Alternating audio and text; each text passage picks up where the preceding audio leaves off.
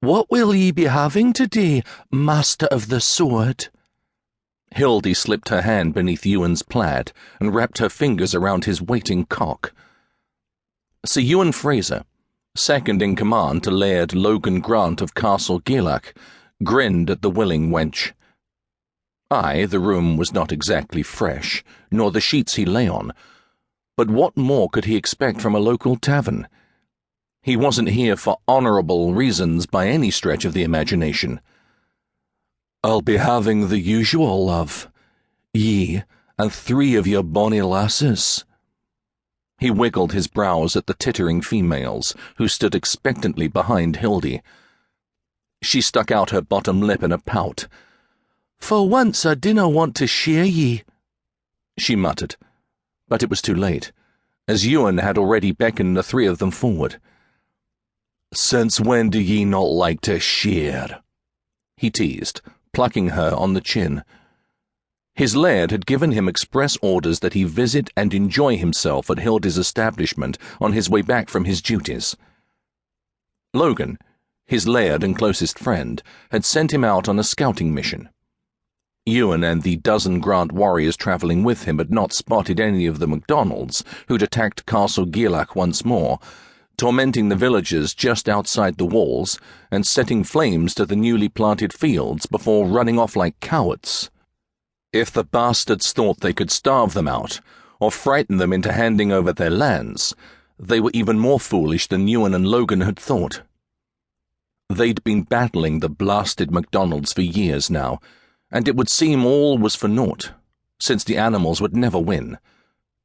Laird MacDonald had tried hard to expose Laird Grant's secrets, and the secrets of the castle, to usurp the Scottish king even. God rest his soul. MacDonald and his clan had bollocks of iron, and one of these days, Ewan and Logan would see those bastards burn. Ewan was always ready to put his sword to any MacDonald who crossed paths with him. His life had nearly been taken by one of the enemy clan members several months back. A brutal, savage attack it had been when he attempted to protect his laird. He was well enough now to exact his revenge on every damn one of them. "Why do ye frown so, warrior? Have we not made ye smile?" Ewan grunted and grinned at the saucy wench. Hildy climbed up onto the bed and knelt between his thighs, taking his cock into her luscious mouth, causing all thoughts of the MacDonalds to quickly disappear. A delectable blonde pressed her naked breasts to his face, and another ran her hands over his chest, while yet another knelt beside Hildy to stroke her tongue over his sack. Ewan groaned, licking and suckling at the nipples dangling in his face, while stroking a round arse with each hand. What a life he'd created for himself. As captain of the guard, he had more wenches vying for his attention than he could handle, especially now that his once lascivious laird had married. That left more for Ewan, and he was more than happy to take Logan's place.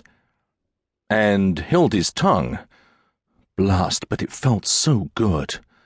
"Oh, glasses," he said through gritted teeth. "Ye know how to make a man smile."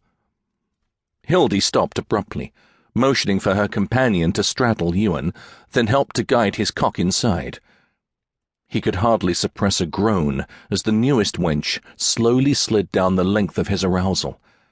They were killing him with such sweet, succulent torture. "I suppose I can share," Hildy murmured, winking at him. God's teeth. The wench was a tease for certain, but he could barely think with the other one bouncing on top of him. What would he do without these bawdy lasses? "One of ye straddle my face," he commanded, gripping the randy lass's hips to slow her movements. Hildy and her 2 friends giggled, shoving at each other until one of them tickled the other 2 enough that she won. "Not every man likes this," she said with an excited grin. Ewan chuckled. "I love it more than most." He gripped her thighs and guided her until she had a knee on either side of his head, her cunt ready for his tongue. While he fucked one and licked the other, the remaining two lay on the bed beside him and entertained themselves.